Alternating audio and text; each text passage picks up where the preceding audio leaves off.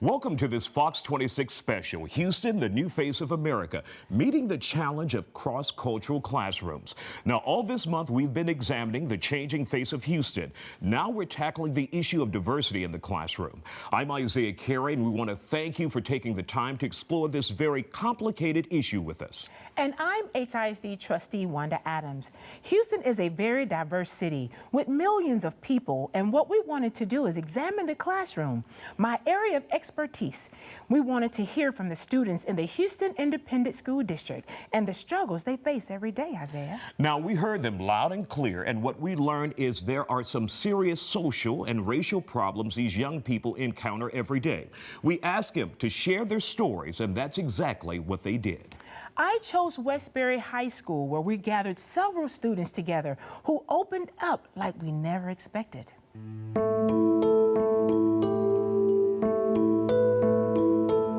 It was a simple idea. HISD trustee Wanda Adams and I sat down with a group of students at WESTBURY High School. My only request was separating the boys from the girls. That's so we could talk openly and honestly without either group trying to impress the other. We're just doing a casual conversation with you guys, some of the big issues you feel that are important here in the school district. Don't mention names, just say that some of my fellow colleagues and my fellow classmates feel blah or stuff like that, okay? But we want you to be honest as possible. And from these young girls, that's exactly what we got. It was an eclectic mix of students, some freshmen, others seniors. From black to Indian to Asian, we truly assembled a rainbow. Most importantly, these young ladies were honest, painfully honest about their everyday lives in high school. When I first got here at WESTBURY, it was really hard. I had one class and I had a presentation. I went to talk in the front. You know, African American, we from Africa, we speak other languages. We have accent, and sometimes these Black Americans, they can't hear what we're talking about, and they try to bully us. There were girls who were laughing at me, and I feel like I just want to go home. When I got home, I told my mom I don't want to go back to school. And it's hard to come to school and you don't want to be here, and you feel like somebody is always constantly judging you for who you are, and it's not okay. What gives you the right to judge somebody by what they look like, how they talk, who they are? You don't know what they've been through. I don't speak Spanish, and a lot of people speak to me in Spanish, and they speak to me and make fun of me just because I don't speak Spanish and say stuff, and it just hurts me. Sometimes I feel like I want to end my life, and I'm tired of this. But I keep my head up and have the strength and have the people that I love and the friends that I care for. While most of these teens attend school together, some of them didn't truly know each other. The reality is blacks, Hispanics, Asians, and whites tend to congregate in their own groups on campus. But to be quite frank with you, some of these students were just as shocked as I was to hear their fellow students saying in this open setting they were in so much pain they wanted to kill themselves. It hurts my heart because I didn't know. There was so much going on. Like, that hurts my heart. And to hear her say that she didn't want to live anymore, coming from someone that of this age, saying I wanted to get rid of my life because of the way other people treat me. How other people treat me. This is far beyond just what we're having right here. This should not happen. This should not happen. To hear that I have students in the schools that I'm over talking about taking their lives because of the way somebody treats them. We have to do better. And I'm going to encourage the superintendent to do better. We got to stop sitting on high and don't come down low and listen to our kids. While there wasn't a dry eye in this room, we continued on because for many of these students, this was therapy. The first time many of them shared their pain with anyone. Sometimes I feel like I'm the only person that's in, like, you know, when I'm in a room or something, I just feel like I'm the only person in there that's different. Because I see everyone getting together and having fun, but sometimes they just, you know, don't, like, call me or something. I feel bad, and every time I get to try to get together to them, I feel left out. Ignorant things being said about other people's races, and... What's the worst you've heard? Like stereotypes, like the Nepali people, like how they smell bad, or the Hispanic people, they talk like they randomly go into another sentence, or I hear the African Americans talking about the Hispanic people. What she didn't realize is just how repeating hurtful words in this setting would hurt her classmate who is from Nepal. You heard that stereotype. Does that bother you? Obviously it has, and you're crying. Tell me what hurts so bad about that, when it's just words.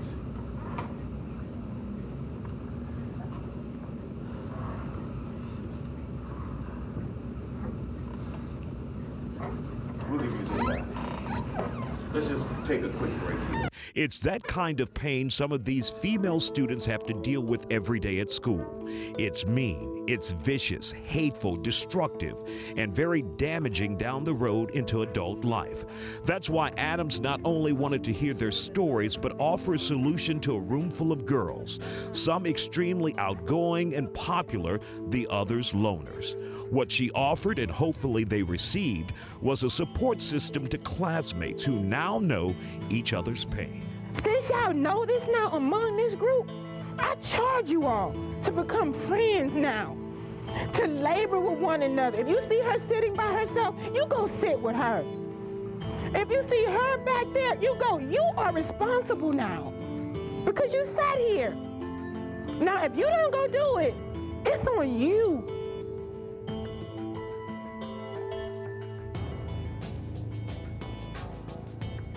I tell you, Wanda, that was some very powerful and emotional stuff. Now, I was just floored how open the students were with Wanda and myself, but there's much more to come. When we come back, we go from the girls to the boys to hear the obstacles that they faced in the classroom.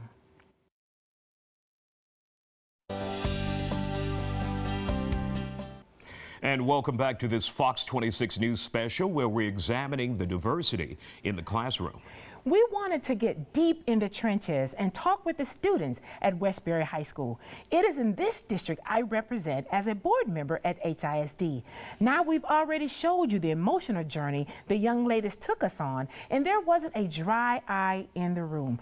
Right, Isaiah? Well, I tell you what, Wanda, if it's not on camera, you didn't catch it on camera, it did not happen to me. But now we want to talk with the young men of Westbury. They shared their struggles on campus that can be very tough if you're not extremely confident or, unfortunately, in some sort of clique. HISD trustee Wanda Adams and I also sat down with these young men at Westbury High. All students who were also ready to be just as honest as the young ladies. The reason why you all were picked, I didn't ask them to pick any particular person, but I did want a random of diversity. That mix was very diverse, from athletes to members of the choir, some friends and others who haven't talked with one another before this conversation at the school. We just had the young ladies in here, and now we hope to talk with you guys. It's whatever you think is important that's going on here in your campus. It is a school of more than 2,000 students, and they all have something to say about the social or racial pressures they face on campus, even the young men. It is very hard to make friends at this high school because I'm a very different person than what people take me as, because no one knows what I am like because of my skin complexion, but then I have an afro, so they think I'm like either Hispanic, white, mixed, or just black. People will try because I have an accent, and they always try to point that out, that I have an accent. What we notice about this group, the males, they were less likely to relay their own victimization when it came to bullying, but many shared experiences others encountered and they witnessed. There's been many times where I rode the bus home and the Nepals will be in one group, and I know that it's against their religion not to wear certain perfumes and deodorants and stuff like that, and of different races, they will go towards them and tell them like, hey, you smell bad and stuff like that. I've had black people say, sing Dora songs saying just because we're Hispanics, that's what we do. And I've also had Hispanics saying that black people, oh, you can't go talk to him because they're gonna go rob you or something like that.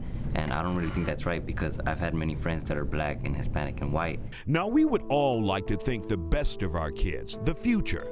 But this conversation was a strong reminder just how mean some young people can be to each other, especially in high school. I've stepped in many times, like saying, hey, like, chill out, stop, don't say that. And 'cause that's not right. Treat them like you would want to be treated. Despite some students standing up to bullies on campus, the problems persist. Problems that leave behind a trail of pain and frustration in an environment that's not really welcoming to the weak. There was a young lady who was made fun of in the morning about her hair, and the particular young lady that was making fun of the young lady about her hair happened to be fair-skinned, and so the whole light-skinned, dark-skinned phenomenon came into play.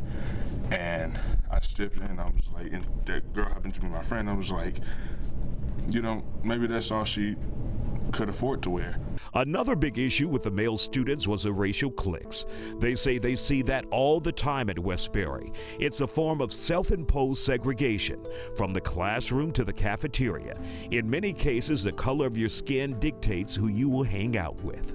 I wish that in school we could all come together and mix around a little bit, not always sit on the black side on this classroom, the Hispanic side on this classroom, or the Asian sitting in one section all together. I think that everybody should be able to go to people and act like, humans to each other, and talk to each other like you would talk to any other friend that you have, especially being different or being a different race or different culture, have different beliefs.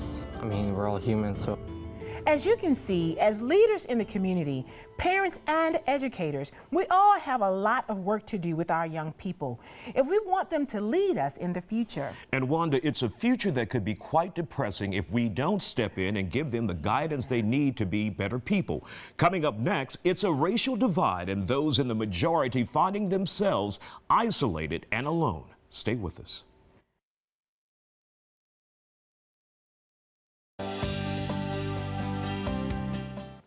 And welcome back. So glad you can join us for our ongoing look at Houston, the new face of America. Fox 26 has decided to dedicate unlimited resources to examining race and diversity here in our community.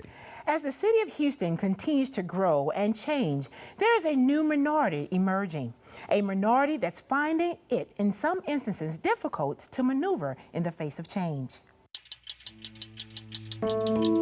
After spending more than 2 hours with more than 24 students at Westbury High School and no teachers in the room, there was a problem that was clear: a racial divide and, in some cases, a double standard. You know what's going on in your school, so I want to hear from you. I challenge you. That challenge was met, and what stood out the most was a double standard we told you about. A sense of loneliness. Forget this. White students. They're in fact the minority at Westbury, where out of 2,000 kids, there are only 21 whites. 21. And in some cases, they feel powerless and alone. Like, coming to this school last year, this was my first year, or last year was my first year here, and just walking around, I just looked around, I'm like, I'm so just segregated, basically, because everywhere that I looked, I couldn't find any of my kind, which sounds really racist, I'm so sorry. I really do try to get along with everyone, but it's really hard when nobody accepts you. I feel what they're going through. I've had a lot of bullying in here, and I feel I'm not a part of it. I get bullied a lot. I feel left out. I'm white, and I feel some people, I don't speak Spanish, and a lot of people speak to me in Spanish, and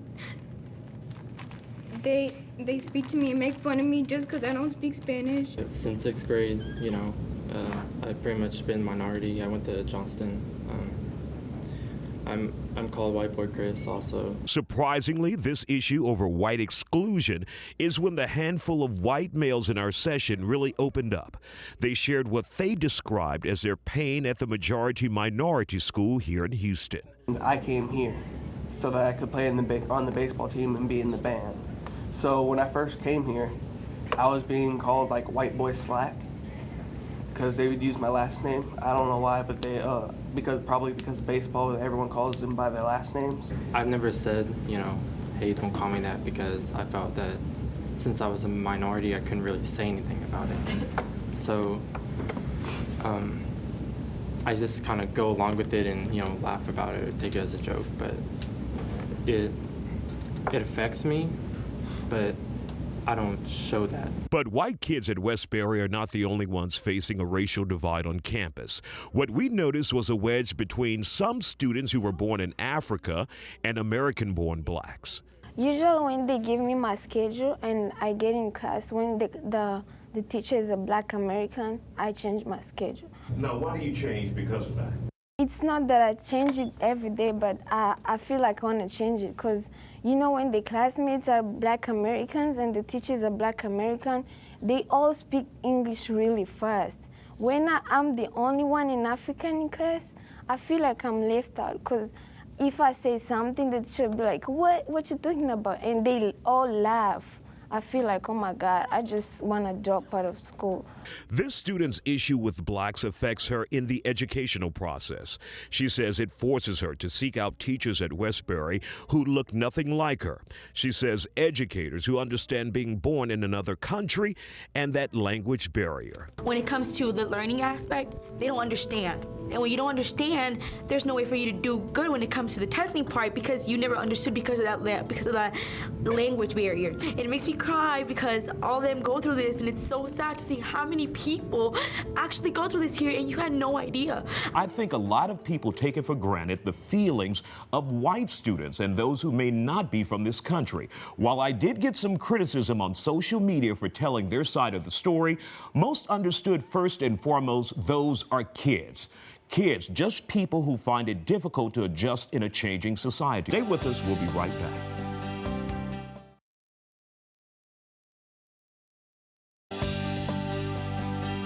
Welcome back to this Fox 26 News special as we address the issue of diversity in the classroom.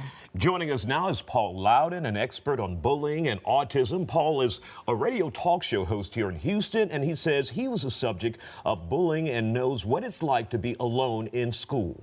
Paul, thanks for joining us here. When you saw some of those stories that we prepared and the pain that those young people are going through, what can we do to help them? It's so important that as parents, as educators, as people involved, that one, we serve as a model. We give these students a way to see that there are ways to interact with people of different races, different genders, different anything as other people and treat them respectfully. The other thing is to simply listen and believe that so often you feel isolated when you're like that. And having someone who maybe if they don't even necessarily have their own experience that they can share, sits there and accepts your story as true, no matter how much it goes contrary to what they may have experienced themselves, gives you something to stand on. And Westbury is no different than any other school in this country. That's nothing unusual. Not in its significance, no. That you see bullying, you see stories like this everywhere throughout all time, and we always have to learn to work better towards making it better for these kids. And Paul, understanding where some of these students come from, being bullied through my middle school and high school, either I was too tall, too small, not pretty enough. But in this instance, we're dealing with a cultural issue facing our students. So where does the healing begin with our students in our high schools? It is so much the same story that when I was young, I lived overseas and I was in a culture that was completely different to the one I was used to. And even then, when we should have bound together those of us who are the white kids there, we still split among Australians, the French, the Americans. It happens all over the place. And it really is up to the parents and those involved to pay attention and to be active in the social learning of those that they're guiding. And so how do parents start now, start immediately after watching this special? One thing is to sit down with your children and listen to their stories, ask them what school is like, and to really try to learn to be involved in what's happening with them right now, just so you can say, well, what would I want someone to do if this were happening to me? Always just believe their stories. All right. Paul, we want to thank you for coming on, and hopefully we've offered some solutions to addressing the long list of issues we picked up at Westbury. We also want to thank Westbury HISD and trustee Wanda Adams for bringing this idea to Fox. Thanks, Isaiah. I hope that we shared with you from this classroom was eye-opening and has prompted us as a community to get more involved, to talk to parents, to talk to our children, and to make sure that it's okay what we witnessed at Westbury was a lot of pain. Issues that will become baggage in the future is not tackled and addressed head-on. We also want to thank the students at Westbury for being so open and honest. Thank you all once again for joining us, and we hope we have started the dialogue. Good night.